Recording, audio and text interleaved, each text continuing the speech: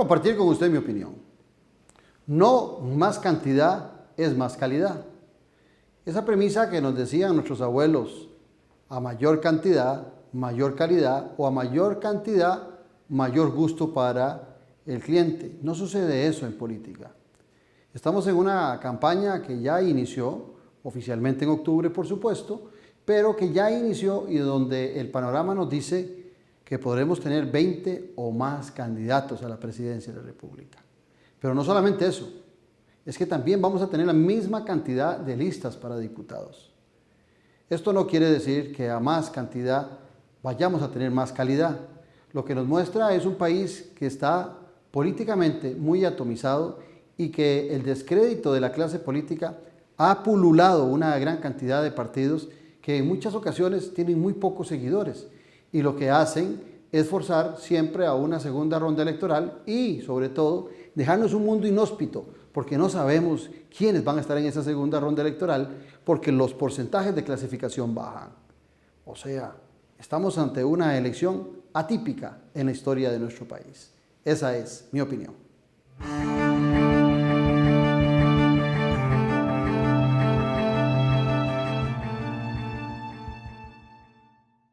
La Junta de Protección Social impulsa la defensa de los derechos humanos de las poblaciones más vulnerables. Con los fondos que nos ha otorgado la Junta de Protección Social, nosotros hemos podido desarrollar proyectos que van dirigidos a la prevención del VIH, al trabajo con las fuerzas policiales y el desarrollo de campañas en derechos sexuales y reproductivos para personas mayores y adultas mayores. También hemos trabajado con docentes y estudiantes en el tema de capacitación en VIH. Más de 430 millones de colones han sido donados al CIPAC, una organización que busca el reconocimiento de los derechos humanos de todas las poblaciones vulnerabilizadas por su orientación sexual o género. Con el aporte de la Junta hemos logrado tener una plataforma educativa que esta nos permite dar talleres de prevención y sensibilización. Hemos llegado a muchísimas personas y esto nos demuestra que la población tiene interés en nuestros cursos. Gracias a todas las personas que compran productos de la Junta y que con ello ayudan a organizaciones como CIPAC. Junta de Protección Social para hacer el bien. Il Cestino Gourmet y la Trattoria Di Oggi son la combinación ideal para disfrutar de un excelente menú y poder llevarse a casa esos exquisitos ingredientes de la buena mesa italiana. En la ya tradicional Trattoria Di Oggi te brindamos los sabores de Italia, acompañando excelentes vinos de la campiña europea. Y en Il Cestino Gourmet tenés un mercado bien surtido, con finos ingredientes que utilizamos acá para que lleves a casa nuestra sazón y elabores tus platillos a nuestro estilo. Il Cestino Gourmet y la Trattoria Di Oggi ponen a Italia en su mesa y en su casa. Así como el mundo se ha reinventado, vos también podés lograrlo. Sos libre de estudiar lo que querás. Estudia a distancia en la UNED. Contamos con más de 37 carreras como Administración de Empresas, Ingeniería Industrial y Agropecuaria, Informática, Educación, Idiomas, Criminología y más. Matrícula web del 30 de agosto al 4 de septiembre. Sitio web uned.ac.cr. Con los temas de la política, sociedad y economía de Costa Rica y el mundo. Café y Palabras. Lo que hay que escuchar del acontecer nacional con el politólogo Claudio Alpizar Otoya. Café y Palabras, porque la política sí importa. Escuche Café y Palabras, de lunes a viernes a las 9 de la mañana en Radio Actual 107.1. Café y Palabras. La Junta de Protección Social apoya a hospitales públicos con la compra de equipo médico e infraestructura. Como auxiliar de enfermería he visto las maravillas que nos da la salud pública y como paciente he sentido la calidez y la calidad en la atención. En los últimos 3 años, la Junta ha donado más de 6.000 millones de colones en compra de equipo para manejo del cáncer, mamógrafos, ultrasonidos, entre otros. Invito a todas las personas a comprar lotería para beneficio de la salud pública. Junta de Protección Social para hacer el bien.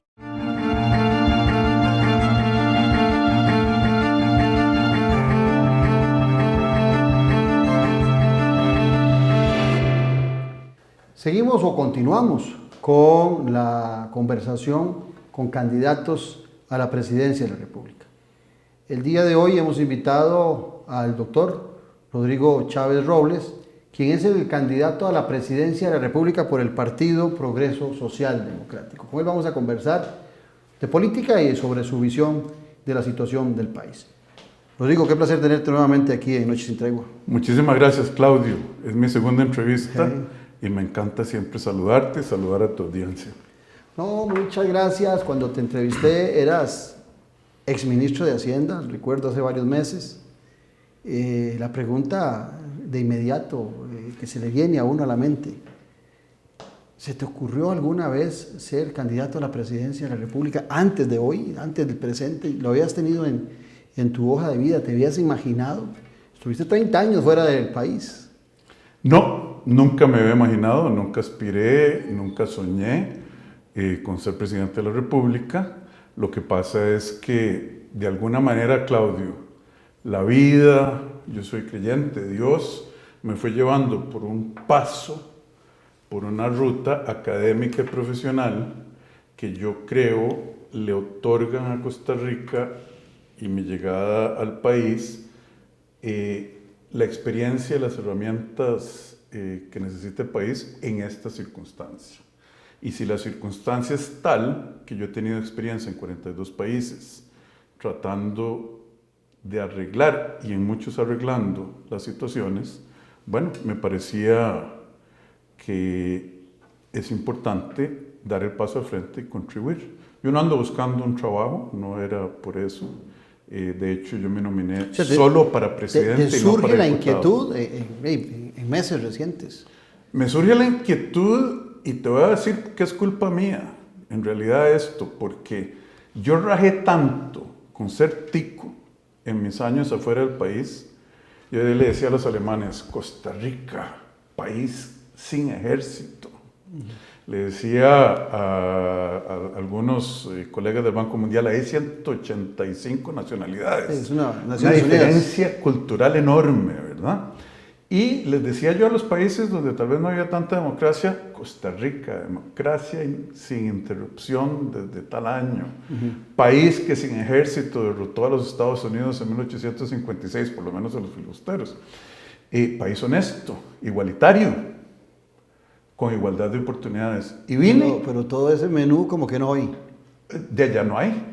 Y yo estaba y estoy enamorado de este país. Este país está mal, no es malo. Está pasando por un bache. Pero que tenemos que salir adelante. Pero algunos podrían decir que Rodrigo Chávez rajaba y no se daba cuenta que en esos 30 años fuera del país se venía deteriorando las circunstancias y él seguía rajando. Algunos dirían, si no conoce las circunstancias de esa caída, ¿cómo pretende ser presidente ahora después de haberse alejado de su tierra? Bueno, eso es una persona que alegue eso, no conoce los hechos. Yo tengo 2 años de estar aquí. Lo que pasa es que cuando vine, yo vine al corazón de la bestia en el gobierno. Fueron 184 días donde luché a capa y espada para cambiar las cosas y me di cuenta que el sistema está atrapado. Entonces, don Claudio, obviamente todos amamos a Costa Rica. Usted añora esa Costa Rica. Sí, claro. Yo sé dónde... Es la misma de tu temporada, somos contemporáneos, es la misma. Es la misma. Y los jóvenes saben que esa Costa Rica existe y saben que hay un futuro mejor si la administramos mejor.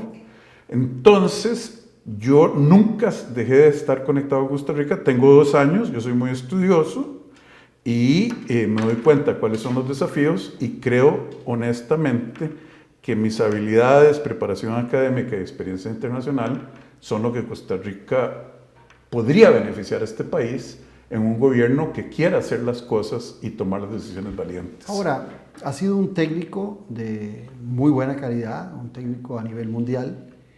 La política es otro mundo. Fuera de micrófonos me decías que no te imaginabas que la política pudiera ser tan baja y ahora hay un condimento o hay un instrumento que condimenta todavía más las bajezas en política, las redes. Ese es un mundo que no estabas acostumbrado. Jamás, y nunca esperé que fuera a ser tan bajo y tan sucio. Vea, don Claudio, aquí le voy a contar, y a la audiencia que nos está viendo. A mí ya me estaban acusando de ser masón, no lo soy, no tengo nada contra los masones, pero no lo soy, de ser un adorador del diablo, de pertenecer a sectas. Hay gente que está insinuando que yo vine a Costa Rica a hacer un chorizo con los sistemas de Hacienda por mi relación con el Ministerio y con el Banco Mundial. Hay gente que dice que yo soy un caballo de Troya del PAC y que Carlos Alvarado, pero no lo dicen, lo publican y crean historias. Dicen que Carlos Alvarado y yo hicimos un pacto donde él me iba a meter a mí como candidato caballo de Troya para reelegir un tercer gobierno del PAC. Patrañas, sandeces. Hay gente... Y apenas están empezando. Y de hecho, me contaron hoy que andan ahí hurgando que yo soy un acosador sexual y que salí del Banco Mundial por eso. Y yo soy una persona muy transparente. Le cuento. Sí hubo eventos en el 2008-2010 que algunas muchachas consideraron que eran inapropiados, nada de toqueteos, nada de vulgaridades, simplemente que les ofrecí ceviche en un almuerzo, que yo bailo merengue, que preguntaba por la familia, etc. Bueno, y ahí andan hurgando eso cuando en realidad yo lo pongo en la mesa, si es que lo andan hurgando. Yo fui parte de un proceso en que 3 instancias dijeron aquí no hubo acoso sexual. Pero ya anda la gente buscándome porque no hay pelo en la sopa. Entonces se lo quieren poner ellos. Entonces, don Claudio, sí, la política es muy sucia. Yo tengo una conciencia absolutamente tranquila sobre todas esas acusaciones. La única en la que hay algo de eco de realidad, de 3 instancias dijeron no. Pero lo van a sacar. Y le van a decir a usted, señora y señor, que Rodrigo Chávez es una persona mala, que Rodrigo Chávez es un corrupto, que Rodrigo Chávez adora al diablo. Y yo le digo, absolutamente nada de eso es cierto. Pero eso lo vive uno. Yo que he estado siempre de este lado como analista, como sabes, estuve en un proceso en el Partido de Liberación Nacional hace algunos meses y esas patrañas siempre aparecen. Yo en este programa insisto en hablar con política con P mayúscula. Eso me encanta, la política seria. Sí, pero a veces siente uno que nada contra Salmón. Que cuando uno la plantea, poca gente cree que es posible que exista política con P mayúscula. A ese mundo vas a tener que estar y ese mundo te va a llevar a febrero o si hay segunda ronda y Rodrigo clasifica en esa segunda ronda te va a llevar a abril. Tendrás que llenarte de escuderos o llenarte de vaselina de alguna forma porque ese mundo va a continuar. Claudio, yo te agradezco eso, pero mi abuelita decía que el que o la que no aguante el calor, que se salga de la cocina porque el fogón calienta. Exactamente. Yo aguanto el calor, pero a vos te han preguntado, yo lo he oído, don Claudio, ¿por qué poca gente de valor? ¿Por qué gente diferente a los mismos de siempre no se meten a la política? Exacto. Y es, en parte, me parece a mí, que pocas personas queremos, como vos lo hiciste, dar la guerra por la patria contra intereses tan corruptos y tan sucios. Pero yo le digo a la gente, y te lo digo a vos, y así ha habido guerras mucho peores por causas mucho menos nobles. Y además, esta es una guerra que peleamos con esto. Este es el fusil de los costarricenses. El voto. Porque todavía, don Claudio, tenemos la oportunidad de cambiar las cosas derramando tinta y no derramando sangre. Entonces, que me digan que yo soy adorador del diablo, que yo soy aquello, degenerado, terrible, me resbala. Pero sí tenemos que decirle a la gente de este país que Costa Rica vale la pena y que no se dejen amedrentar por la política sucia y tradicional de siempre. Y lo que más afecta en muchas ocasiones es a la familia, porque uno sabe a lo que va.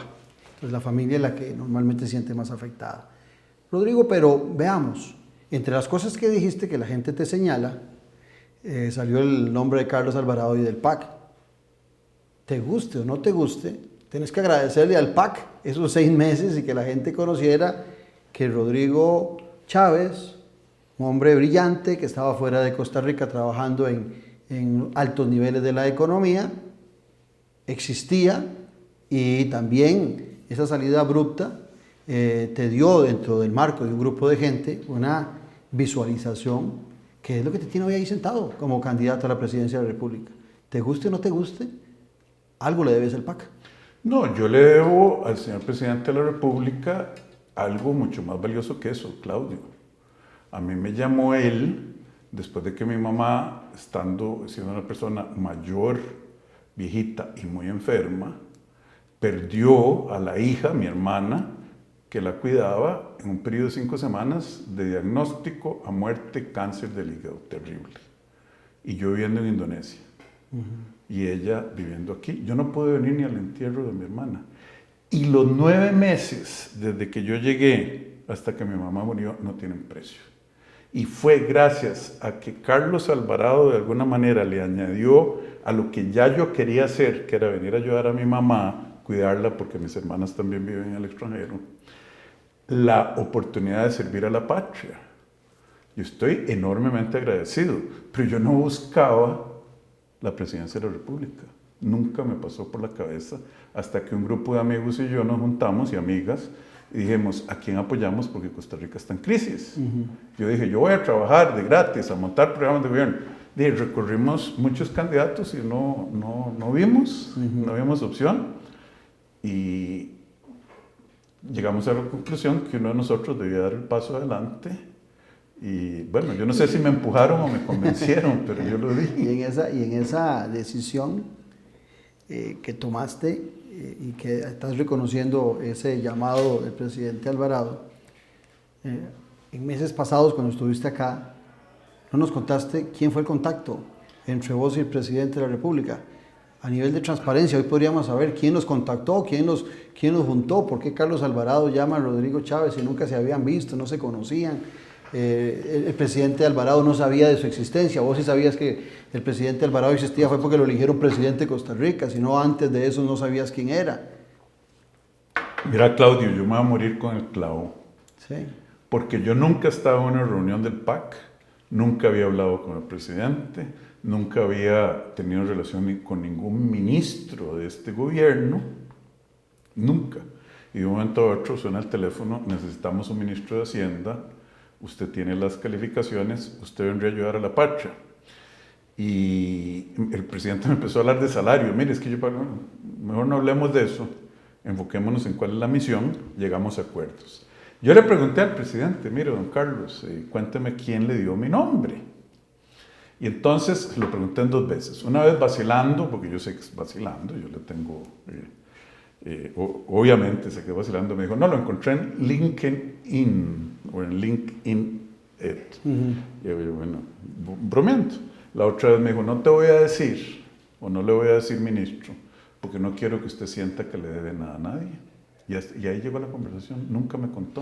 No, te pregunto porque no parece la línea de pensamiento económica tuya afín al partido. Es posible que sí sea afín a algunos intereses que estuvieron al lado, detrás o frente al presidente en casa presidencial, que podían ver en tu visión económica una posibilidad acertada de participación. Entonces ahí es donde a mí me surge la gran preocupación o la gran inquietud de saber quiénes te acercan al gobierno, porque también eso podría estar ligado a si son los mismos que hoy te apoyan para que seas candidato a la presidencia de la República. Mira, eso es una buena pregunta. Yo creo que ya en octubre, finales de octubre del año 2019, cuando a mí el presidente me llamó, había serias dudas de la sostenibilidad fiscal. Y Costa Rica tomó la decisión de pasar la ley de responsabilidad en las finanzas públicas y no estábamos viendo ni la disminución de los déficits. Cada vez seguía disparándose la deuda, la recaudación seguía contrayéndose y yo me imagino que costarricenses preocupados por el país y patriotas le dijeron a don Carlos, mire, ya no se trata solo de machetear los presupuestos como se hizo o de meter más impuestos, necesitamos a alguien con la experiencia de verdaderamente manejar una macroeconomía, porque eso fue parte de la conversación que yo tuve con él. Yo hablé mucho tiempo con don Carlos, le pregunté qué quería él, le pedí promesas y compromisos para yo aceptar, y él también me preguntó cuál era mi visión y estuvimos de acuerdo. Pero esas promesas y compromisos se fueron erosionando al punto que 184 días después el presidente y yo nos dimos cuenta que no estábamos jalando la carreta para el mismo lado y que más bien era mejor que yo me fuera Algunos dicen que eso sucedió porque eras como un elefante en una cristalería, políticamente eras muy torpe, que salías adelantándote al criterio del presidente o que querías imponer ante los medios un criterio que antes no habías discutido con el presidente. Y la que era ministra de Comunicación en algún momento evidenció eso en el tema del impuesto que le querían poner a los salarios de 500,000 en adelante.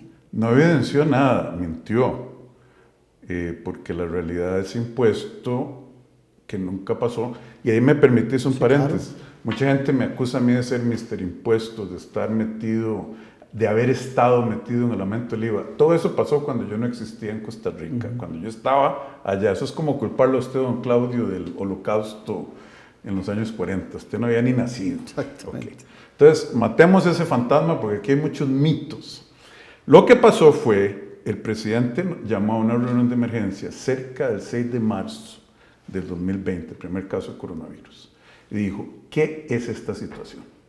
Señor presidente, yo fui el único que levanté esa voz, la gente es más optimista, yo le dije, mire, esto hay que prepararse para el coronavirus como que fuera una guerra, literal. Es una guerra contra la madre naturaleza, de la que tenemos que defendernos. Y como todas las guerras, usted no sabe, usted lo único que sabe es cuándo empieza, no cómo se desarrolla, no sabe cuánto va a durar, ni dónde va a terminar. Así es. Costa Rica podría estar en una situación como las que yo tuve que estudiar mucho del periodo especial de Cuba, donde se había que escoger entre un barco de combustible o un barco de comida. Le dije, señor presidente, tenemos que crear un fondo de guerra casi, guerra contra la pandemia, de 1 billón de colones. Entonces, sí, eso suena muy persuasivo. Empezamos a hacer el inventario de dónde venían los recursos. Yo propuse la ley Pagar, que era quitar todos los superávits que no están gastando las instituciones autónomas, para acumular ese billón, y si había que darle comer a la gente, darle comer a la gente, literalmente. Un líder se prepara para lo peor. Y entonces Camilo Saldarriaga, el asesor del presidente, que es una persona muy conocida, dijo... Bueno, tanto, ahora con el Cochinilla ha salido mucho a la luz y la gente lo empieza a conocer. No, pero los insiders... Más bien era como un topo, muy escondido. Una persona influyente, de hecho, sí, la última vez conversamos sobre él, dice, bueno, no nos va a alcanzar la plata porque tampoco querían cortar ciertos gastos, y sería bueno proponer un impuesto solidario y temporal. Entonces hicimos los números, y a mí lo que me pareció apropiado de ese impuesto es que lo hubieran pagado solo quienes mantuvieron su trabajo, y eran 10,000 colones por mes, empezando en 500,000 colones de ingreso. Yo dije, en una situación de guerra, esa es una carga patriótica, porque no sabemos, y vamos a acumular el fondo. El presidente me mandó a proponer eso a la asamblea, y cuando hubo la reacción, me llamó, no, él me llamó y me dijo, te voy a zafar la tabla. Lo siento mucho. Y yo le dije, señor presidente, bueno, tenemos que ir a conversar. Yo fui a la casa presidencial y le dije, mire, señor presidente... después de que te había zafado la tabla. Después de que me había zafado la tabla, ese medio me fui, ahí en la tarde. Le dije, señor presidente, un ministro de Hacienda sin credibilidad es tan útil como un buey paralítico. Y usted me quitó la credibilidad. Entonces me alegro mucho verlo. Y él me dijo, no es el momento de que renuncies, Costa Rica te necesita, esto no va a volver a pasar. Y yo seguí. Y volvió a pasar. Varias veces.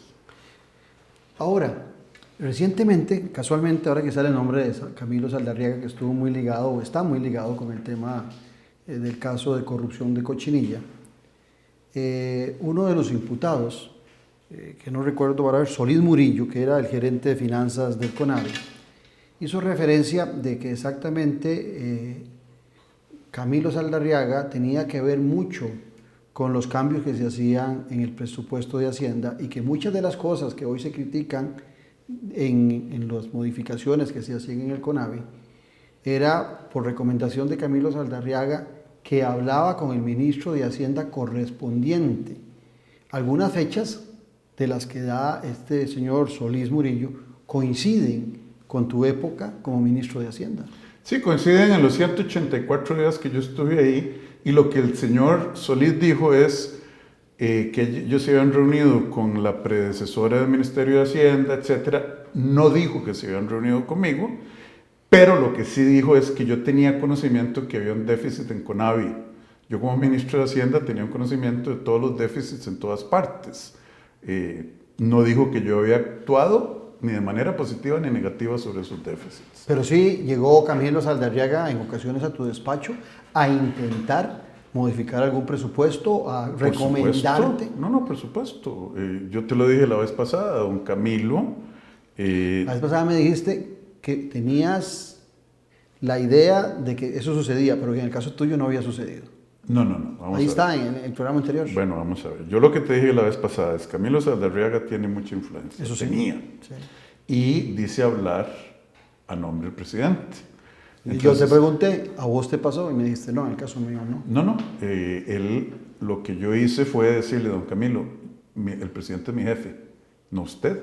Sí. Entonces yo voy a llamar directamente al presidente. Y así maneja las cosas, que pudo haber causado también más roce. Pero volviendo a la pregunta, el señor Solís dijo que yo tenía conocimiento de déficits en CONAVI, y en la Caja, sí, y en el ICE, y en todas partes había déficits enormes. Y eso no. Ahora, alguna gente podría también pensar que, vos lo decías ahora, que tu conocimiento de la macroeconomía, la economía grande, ha sido vasto, con mucha experiencia. Y algunos podrían decir, obviando, que igual que este servidor, vos sos un tipo que se desarrolló en la clase media incipiente costarricense de los años 60 y 70, pero sabiendo que has escalado en una posición en puestos económicos de alto nivel y que seguramente eso te ha dado un nivel de vida especial, la gente tiende a pensar de que con esa visión macroeconómica tuya, vos no sabes lo que sufren los más humildes y los más pobres, y que tu visión es meramente economicista y que no conoces de la microeconomía familiar. Como decía mi abuela, aquí tengo el debe y aquí tengo el haber. El presupuesto del Estado poco me preocupa, porque el que me preocupa es el mío, cómo alimento a la gente. ¿Qué le contestas a esos que dicen que poco sabes de eso? Están absolutamente equivocados. Yo tengo un doctorado en microeconomía. Yo la macroeconomía la agarré primero en las clases y después en el Banco Mundial. Yo fui director de departamentos de reducción de la pobreza, distribución del ingreso, empoderamiento de la mujer, reforma del Estado, sector financiero, sector privado. Yo creo que de manera muy humilde, precisamente eso es una de las ventajas que yo traigo a la mesa, que yo domino la relación entre la economía del hogar y las decisiones económicas del hogar y la gran macroeconomía. Poca gente en Costa Rica yo conozco que puedan tejer los vasos conductores entre esas dos cosas.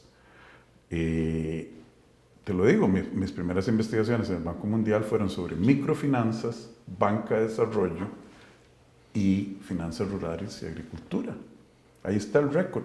Es más, la lista de publicaciones mías, una amiga me la pidió hoy y me dijo, ¿qué sabes vos de microfinanzas?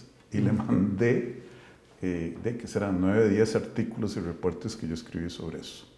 Y hay una de hogares, el libro tal vez más importantillo que he escrito yo, o el volumen más grande, no sé si es importante, es sobre hogares, emprendedurismo en el sector agrícola y rural y acceso a finanzas.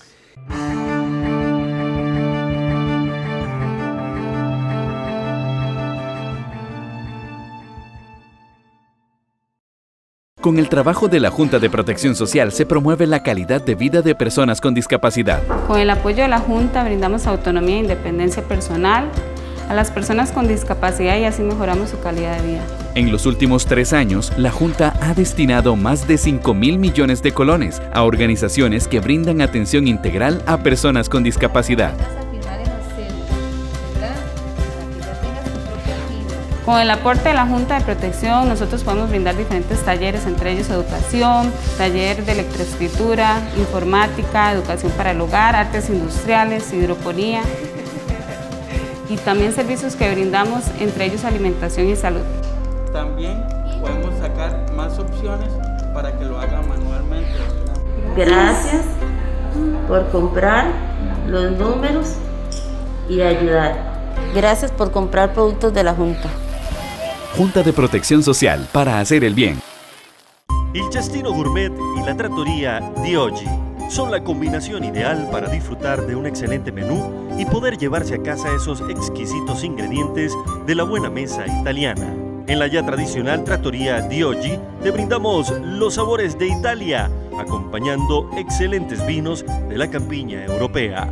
Y en Il Cestino Gourmet tenés un mercado bien surtido, con finos ingredientes que utilizamos acá para que lleves a casa nuestra sazón y elabores tus platillos a nuestro estilo. Il Cestino Gourmet y la trattoria de oggi ponen a Italia en su mesa y en su casa. Así como el mundo se ha reinventado, vos también podés lograrlo.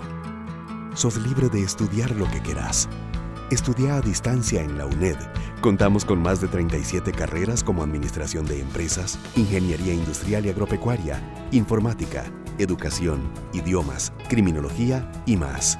Matrícula web del 30 de agosto al 4 de septiembre. Sitio web uned.ac.cr.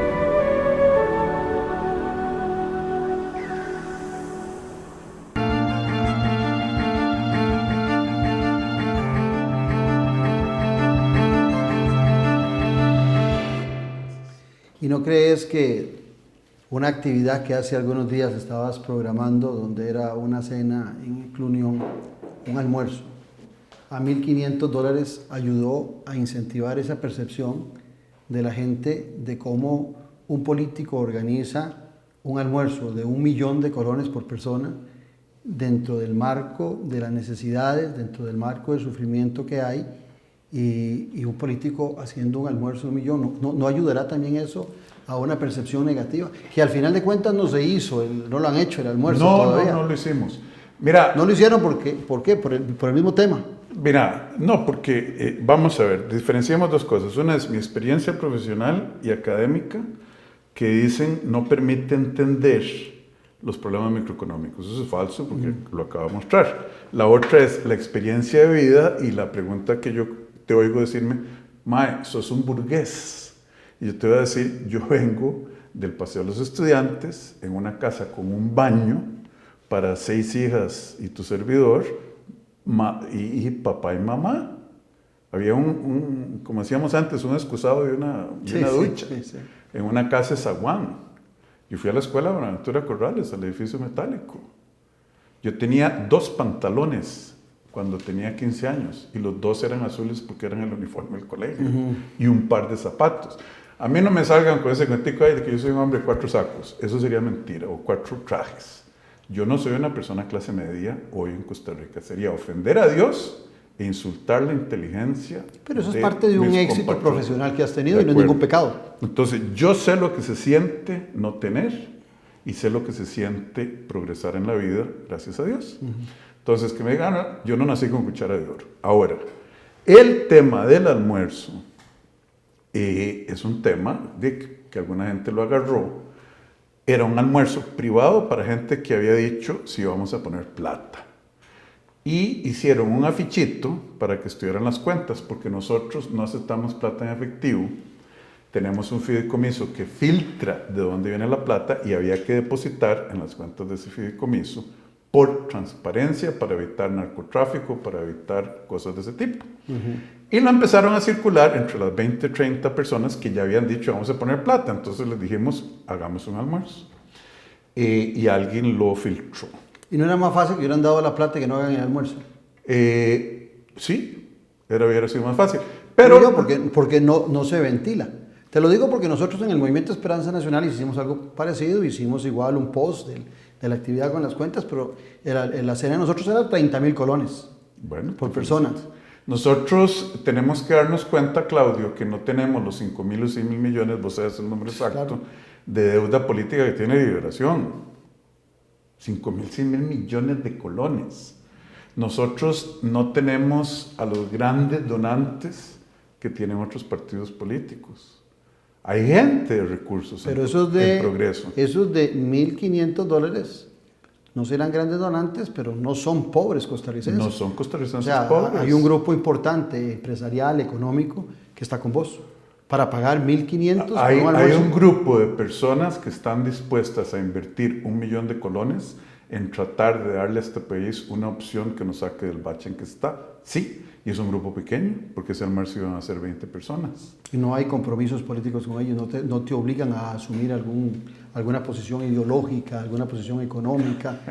No, yo no me vendo por una fiesta de final de año y te pregunto por porque unos son las chorizos. preguntas que se hace todo el mundo. No, yo te entiendo, Claudio, y no lo tomo ofensivamente.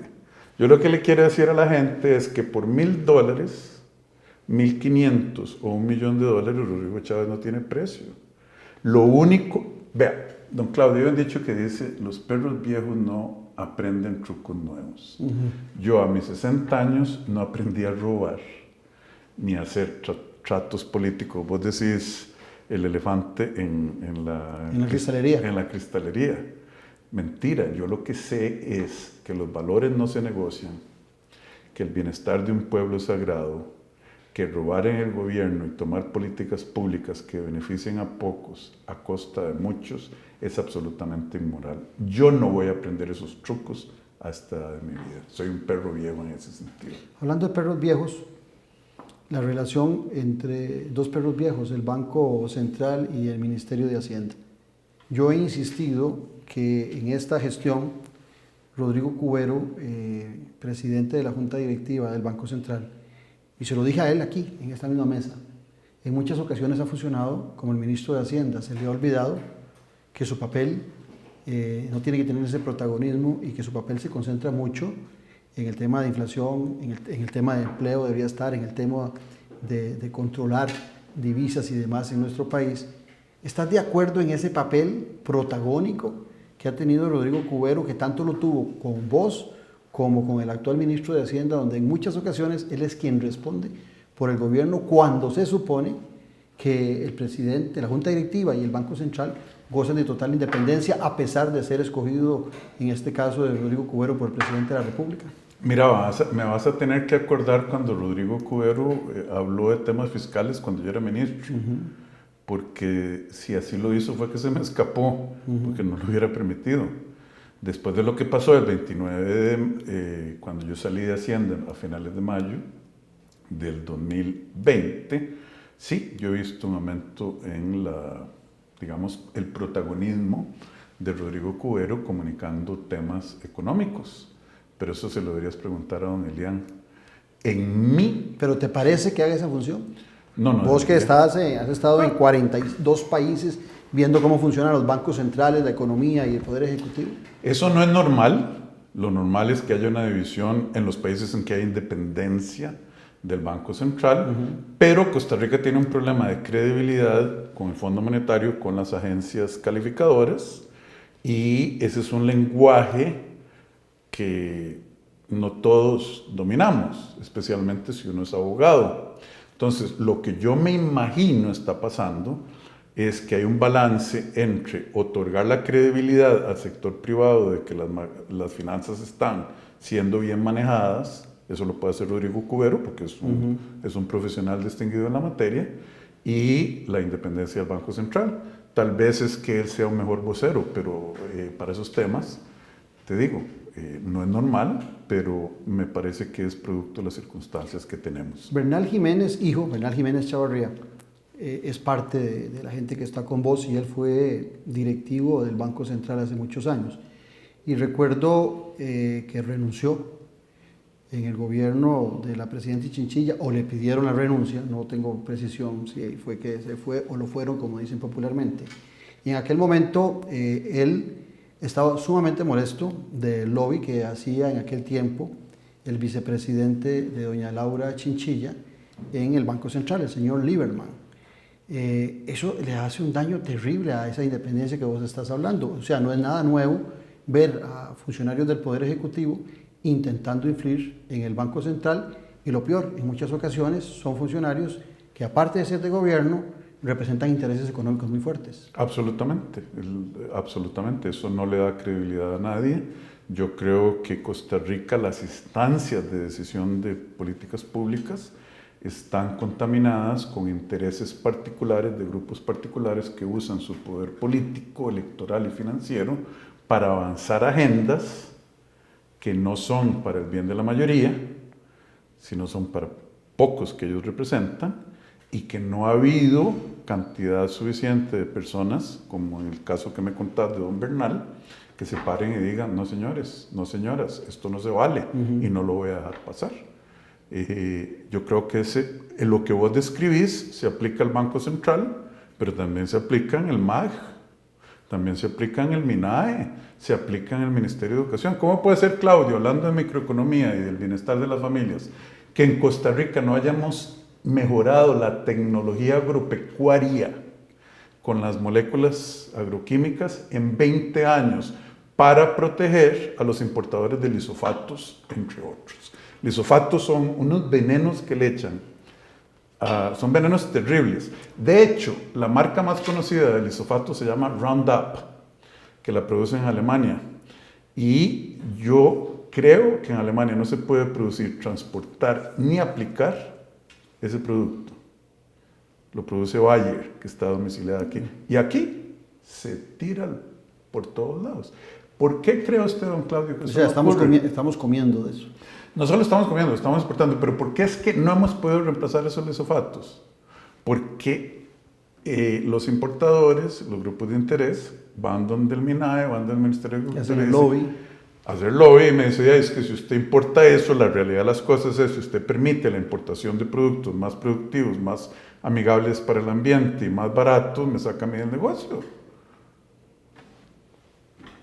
Y en cualquier parte, y eso fue lo que me enojó a mí, don Claudio, la verdad, cualquier parte que usted vaya, hay un grupito de gente defendiendo los intereses de la minoría a costa de la mayoría. Y eso es lo que yo creo que Costa Rica tiene que hacer. A veces la defensa de las grandes mayorías es puro discurso.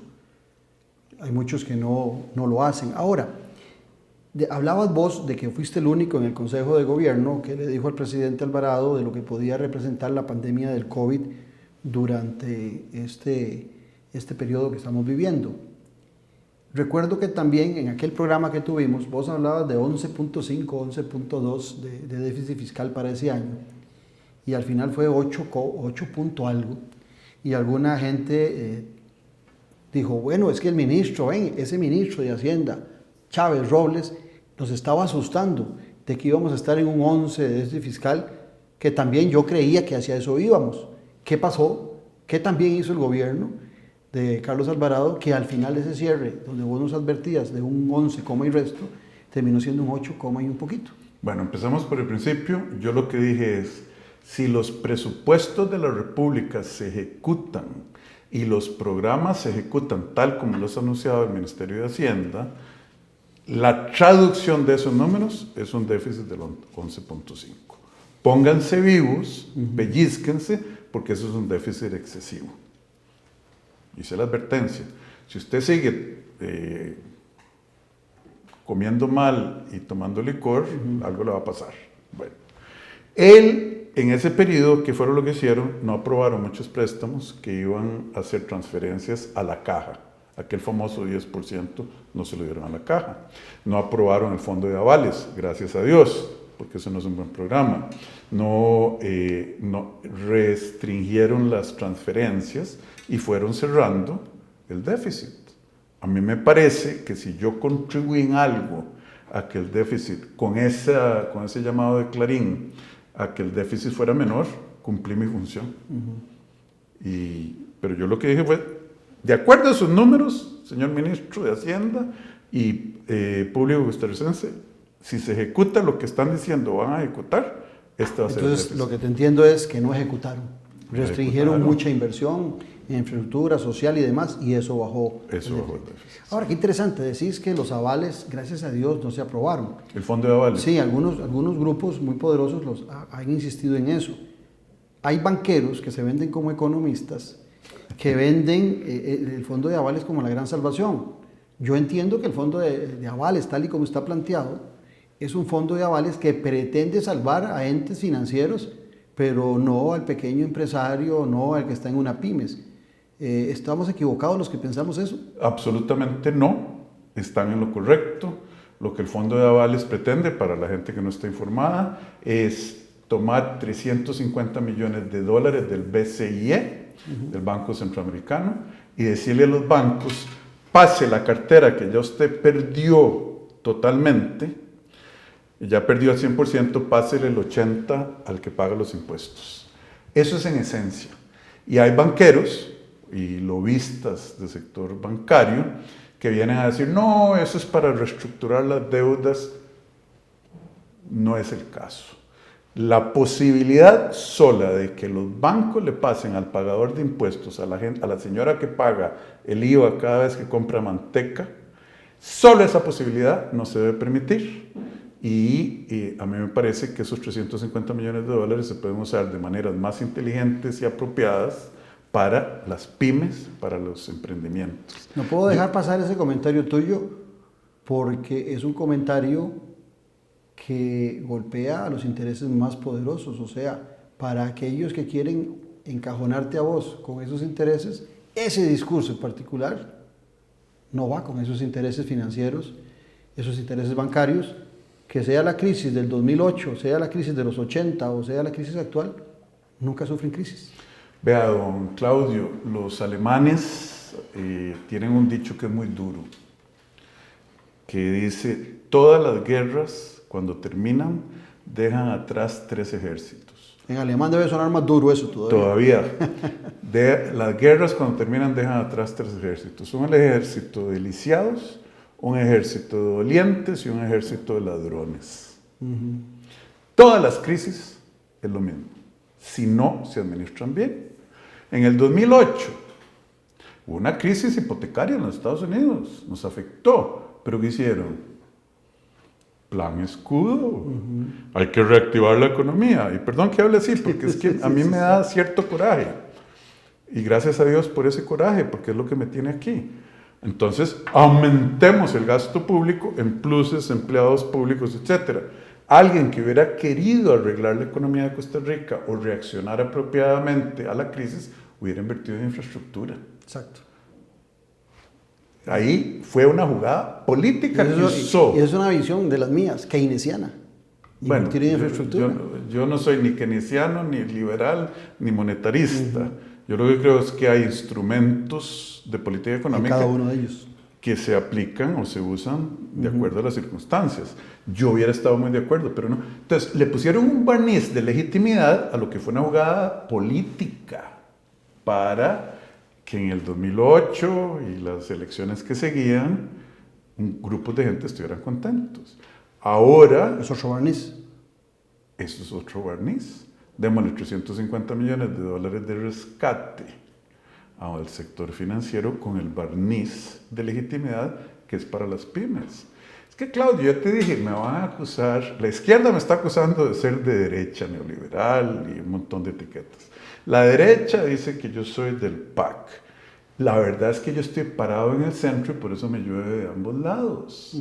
Y de arriba, los grupos económicos. ¿Usted cree que...? ¿Fue ese uno de los motivos por los cuales no llegaste a ningún acuerdo con Rafael Ángel Calderón Fournier y su partido, el Republicano Social Cristiano? ¿Fue un poco esa visión económica que a lo mejor no compartía el presidente Calderón? Bueno, mire, lo que hicimos nosotros con el Calderón, con el partido de Calderón, fue salir a tomar café. Ni siquiera nos hicimos novios, o nos fuimos para la playa, mucho menos casarnos. Hubo conversaciones sobre la posibilidad, conozcámonos, donde terminaron las conversaciones, es cuando alguna gente empezó a empujar, no, alguna gente no, empezaron a empujar por los puestos para las personas y no las personas para los puestos. Yo no estuve de acuerdo. Eso me imagino que en el caso de la diputación, porque... Varias diputaciones, por ejemplo, sí. La del doctor Hernández estaba entre esas. Esa no fue la más conflictiva, fue el primer lugar para la Alajuela. Yo contra el doctor Hernández no tenía una objeción particular, pero sí para el primer lugar de la Alajuela, que por respeto no voy a decir quién es, y ahí fue donde se rompió el naipe. El líder tradicional del equipo de ese partido dijo, es que entonces mejor no. Le dije, señor, perfectamente. Porque viniendo un día, manejando de hacer, puse el programa de Randall Rivera y estabas vos, y recuerdo que defendías mucho al presidente Calderón cuando Randall te hacía consultas sobre lo que había pasado, sobre las dudas y sobre los juicios que había tenido el presidente, que terminó siendo condenado por 3 años, y me acuerdo que Randall te corregía porque vos decías que no había sido condenado y que se lo habían condenado por 3 años, y eso parecía que ya estaba como muy cercano el arreglo de Rodrigo Chávez como candidato del Partido Social Cristiano. No estuvo tan cercano. Yo fui a algunas giras con ellos a conocer la dirigencia. No voy a ocultar eso, yo soy una persona transparente. Pero mira, Claudio, yo no tengo ni el interés ni el incentivo, ni Rafael Ángel Calderón tiene la necesidad de que yo lo defienda. La conversación con Randall fue cuando yo le transmití a Randall lo que don Rafael Ángel me había contado a mí cuando estábamos conversando, porque yo le pregunté, mire, don Rafael Ángel, aquí hay un temita, estas dudas, aquí hay un temita, y él fue lo que me dijo. Entonces yo le dije a Randall, mire, yo no soy el abogado de este señor, o no sé si se lo dije así, pero en esencia ese era mi mensaje. Yo no soy el abogado de este señor, y él lo que me dijo a mí es esto y esto. Usted tiene el récord. Pero cuesta meterse en política y encontrar un grupo donde todos sean ángeles y querubines y serafines. Cuesta, hay que tener un tamizaje muy puntual, muy fino, pero pareciera que en política de esa gente buena, que no tengo ninguna duda que vos sos de esa gente, cuesta que se arrimen a participar de la política. Es más fácil que lleguen los chicos malos y las chicas malas para ser inclusivo y ser real. Chicas y chicos malos. Hay muchas chicas y hay muchos chicos malos, aunque son la gran minoría en este país, pero los hemos dejado, los chicos y chicas buenos y buenas, adquirir demasiado poder. Eso es lo que pasa. Mira, ¿por qué vos no estás metido en narcotráfico? Yo no estoy metido en narcotráfico, simplemente porque son temas que no tenemos el deseo, no tenemos el incentivo, posiblemente no tenemos la personalidad y el carácter para hacerlo. Pero siempre va a haber alguien que no tenga los mismos valores, que no tenga tanto que perder, que se va a meter en eso. Ahora, lo mismo pasa en la política sucia. ¿Tiraste la toalla ya con aquella idea de una coalición? Sí. Porque eso era otro tema que andaba por ahí. ¿Y cómo apareció el Partido Progreso Social Democrático? Que tiene un nombre así como muy afín a mi pensamiento ideológico, socialdemocracia. ¿Cómo apareció este partido? Yo te soy sincero, nunca lo había oído. No, ese partido fue una bendición, yo creo. Como dicen los americanos, fue una pareja hecha en el cielo, es decirlo en inglés. Fundamentalmente porque es un grupo de gente muy comprometida, profesionales, agricultores, amas de casa, microempresarias, gente que ha trabajado por años en la causa de ayudar a las personas con problemas, discapacidades, etc. Ellos se acercaron cuando estábamos conversando la coalición y al final, cuando uno tamiza las cosas, separa el grano de la paja y ellos resultaron ser el grano. Y yo estoy feliz porque ahí no hay nadie de los mismos de siempre. Ahí no ha habido, eso que dicen partidos turecas, al revés. El partido estaba listo desde 2018, mucha gente se aproximó para comprarlos, alquilarlos, y ellos dijeron no, aquí vamos por valores, por liderazgos frescos. Ahora, en el proceso van a darse, al menos pareciera, entre unos 18 y 22 candidatos. Eso hace que el porcentaje para alguien que arranca como vos no sea tan alto, sino que hay que buscar llegar a entre un 13 y un 15%. Son los números que Claudio Alpizar hace del total del padrón para estar en segunda ronda electoral. Hoy apareces muy bajo en las encuestas. ¿Cuánto aparezco? Parece un 2%, un Yo creo que me dijeron el 4%, pero está bien. Bueno, varían. Es que varía, depende de la encuesta. Yo siempre hago los cálculos, Rodrigo, sobre el total del padrón. Okay. Porque algunos porcentajes dicen el 4, el 8 sobre los que tienen intención de voto, pero es un mundo que todavía no sabemos cuánto va a ser el abstencionismo. Entonces, dentro del total del padrón, yo lo calculo entre un 13 y 15. Creo que hay tiempo para un buen trabajo. ¿Qué están haciendo ustedes diferente para llegar a esa barrera del 15% y meterse en una segunda ronda electoral? Mire, estamos haciendo lo que estoy haciendo con vos, hablando la verdad, presentando una visión país coherente, dando el mensaje de que Costa Rica no es pobre, pero que está empobrecida, y que un país con los recursos escénicos, naturales, la localización geográfica, podría ser un país mucho más rico. Pensá en Singapur. ¿Qué tiene Singapur y qué tiene en Corea que no tenga Costa Rica en exceso? De hecho, ellos no tienen nada. No tienen fertilidad. Están lejos de los mercados. Singapur es del tamaño de San Ramón. Por allá, sí, del tamaño de San Ramón. 1000 kilómetros. Solo que viven 5 millones, igual que nosotros en ese pedacito. Exactamente. Y no tienen agua, no tenían infraestructura. Era una islilla ahí en la Federación Malasia. ¿Y qué fue lo que hicieron? Generar actividades económicas de altísimo valor agregado, especialmente en logística, servicios médicos y turismo. ¿No les suena parecido a Costa Rica? Claro. Con la ventaja de que hay una localización mucho más apropiada de Costa Rica para convertirse en una potencia logística. Entonces, ese yo creo que es lo que estamos haciendo, diciendo las cosas como son, no corriendo, no escondiendo, no jugando chapitas, y ya le corresponderá a la gente hacer una decisión, porque esta es una elección crucial.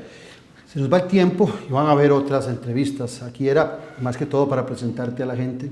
Después de que estén los programas de gobierno de todos los partidos, yo espero entrar con más profundidad en los temas de propuestas. Pero hay dos temas que van a ser claves en la próxima elección: empleo y corrupción. Sí. La corrupción, que desinfla a la gente en su participación electoral, y el empleo, que tiene agraviada a toda la población en una situación muy precaria. ¿Qué te has planteado en esos dos temas? Vamos a ver. Empezamos con empleo. Una tercera parte de la población económica activa de este país está sufriendo por desempleo, subempleo o ya haberse salido del mercado de trabajo desincentivados, desilusionados. Nosotros necesitamos arreglar. Yo tengo una técnica de memoria para que la gente lo sepa. Para crear empleo en este país necesitamos hacer miles. Miles. M de macroeconomía. Hay que bajar las tasas de interés y el déficit fiscal para poder bajar los costos de, por ejemplo, la energía, los carbohidratos. La I. La I, inversión. Dar crédito verdadero a través de un sistema de banca de desarrollo que exista, capital de inversión, y quitar ya de una vez por todas las trabas. De hecho, yo voy a proponer una ley de que haya en una plataforma única de tramitología silencios positivos. Si usted sube todos los requisitos y no hay respuesta, usted tiene permiso. L, legislación. Y eso incluye cargas sociales, la complejidad del sistema tributario, la evasión y la posibilidad de abrir negocios, etc. Regulación y regulación. Educación. Tenemos que mejorar eso. S, y los servicios del Estado. Infraestructura, seguridad, 5G. Si nosotros logramos implementar rápidamente miles, el empleo va a aumentar. En automático. ¿Y la corrupción? 30 segundos. La corrupción, vamos a pasar una ley que se llame la ley de promoción y protección de los denunciantes. Dos componentes o tres componentes. Uno, si usted como empleado público o ciudadano privado sabe que hay corrupción y no la denuncia, usted es cómplice y culpable, si se lo logramos, ¿verdad?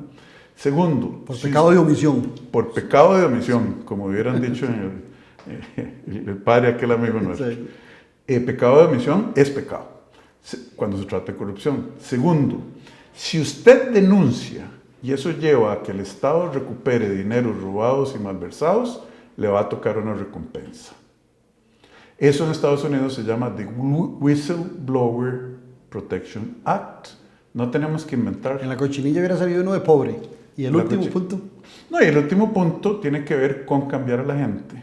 Poner gente que no tenga intereses, que no tenga una proclividad a la corrupción y cambiar las cosas que permiten la corrupción, como la ley de contratación pública que le permite a un empresario como Meco y H. Solís ofrecer precios ruinosos, gana la licitación y después dice, juntémonos en aquel cuartillo oscuro allá vos y yo y renegociamos los precios hasta un 50%.